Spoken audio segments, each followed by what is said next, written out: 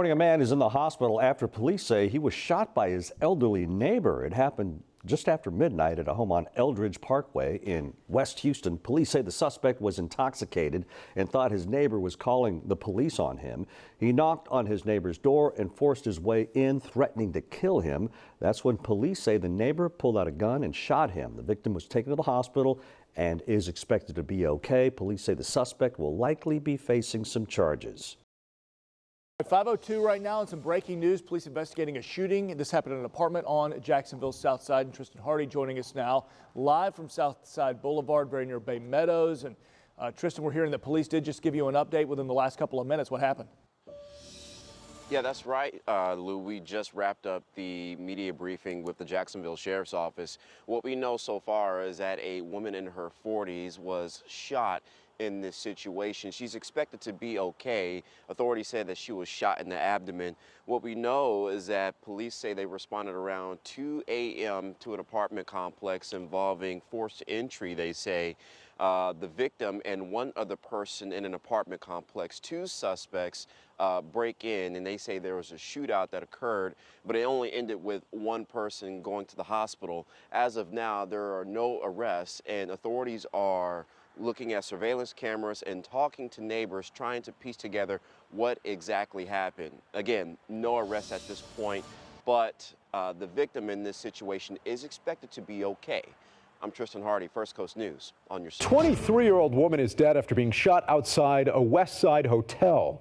Fox 59's Jesse Wells has a closer look at what we know about the victim and what may have led to the violence. Jesse? The deadly shooting here in the parking lot of this Red Roof Inn appears to have stemmed from a domestic dispute. Following the shooting, the man who pulled the trigger turned himself in and gave police his side of the story, after which he was released without being arrested.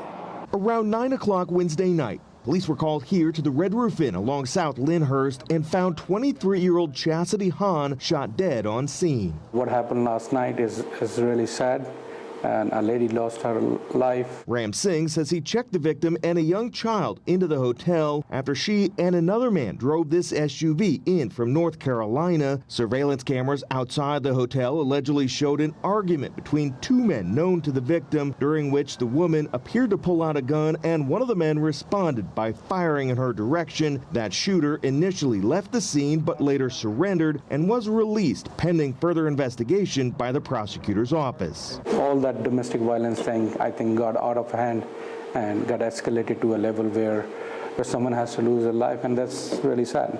Ultimately, it will be up to the Marion County Prosecutor's Office whether or not to file any criminal charges following last night's homicide. Jesse Wells, Fox 59 News. Breaking news from overnight, a Northeast Harris County neighborhood has been shaken up after a suspected murder-suicide. And we're told two brothers are dead along with the suspect. This all unfolded on South Spicewood Lane, that's near John Ralston Road, around 11 last night. That is also where ABC 13's Liliana Pearson is joining us live from this morning. Liliana, you just watched authorities clear this scene. What can you tell us?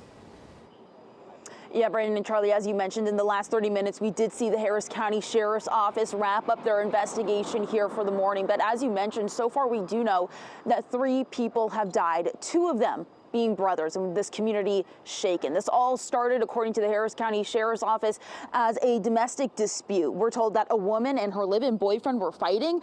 She took her 2 teen children to the neighbor to get away and protect the kids. Law enforcement say that the neighbors are 3 adult brothers.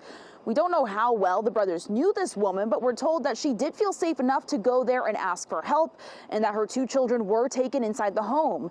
Deputies say that when the boyfriend came over, that he was met outside by the 3 brothers. The boyfriend then allegedly pulled out a gun, shot and killed 2 of the brothers. One of the men is in his 30s, the other in his 50s. That 3rd brother, we're told that he had his own gun and he shot back. We're told that's when the boyfriend went back to his trailer home that he shared with the girlfriend. Law enforcement telling us they believe he then shot and killed himself. Deputies saying that this isn't the first time that they've been called to this home.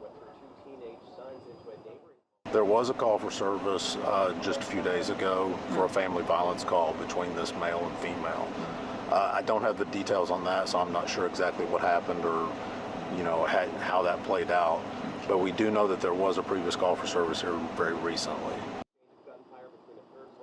Truly a tragic chain of events out here this morning. We're being told that surviving brother, the mother, and her 2 teen children, they're all okay, and they are cooperating with police. So far, no identities have been released at this time. A terrifying home invasion in southwest Bakersfield has left a woman recovering after a violent encounter with an intruder. She spoke exclusively with Eyewitness News reporter Mary Peronian, who joins us now in studio. Mary? That's right, you guys. We spoke with a woman who is now at home recovering after being treated at the hospital. We also spoke with neighbors who felt shaken, wondering how such a crime could have escalated in a neighborhood they call safe. She said that she heard the subject come into her house when her 905 was barking. She then grabbed her firearm, and the subject 242'd her with it and then shot her with her own firearm. A quiet evening along the Yellowstone River in southwest Bakersfield turned into a nightmare when a woman, home with her 1-year-old child, faced a terrifying intruder. The man, later identified by Bakersfield police as 44-year-old Aaron Joseph Perry, entered her home on the corner of Hurricane Creek Court and Yellowstone River Drive. What followed was a chilling confrontation that could have ended far worse. According to the victim, who chose not to appear on camera, spoke exclusively with Eyewitness News. She said Perry had come to her house 3 times before. Though she didn't know him, his repeated visits brought fear. First time I seen him was last Tuesday. He walked into the house at 5 o'clock and then in the morning, and my dog chased him off.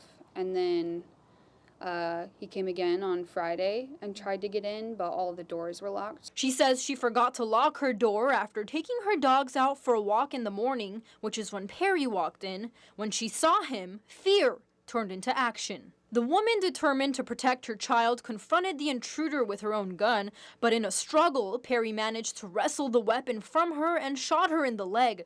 After being treated at the hospital, she returned home, shaken but grateful to be alive. Everything's fine now. I ended up having to get the wound closed. I have two wounds, one of the entrance and one of the exit. One neighbor we spoke to, who lives 3 houses down, expressed concern for safety in an area where such incidents seem almost unimaginable. Do you neighbors typically look out for each other or communicate when there's potential activity going on around the neighborhood?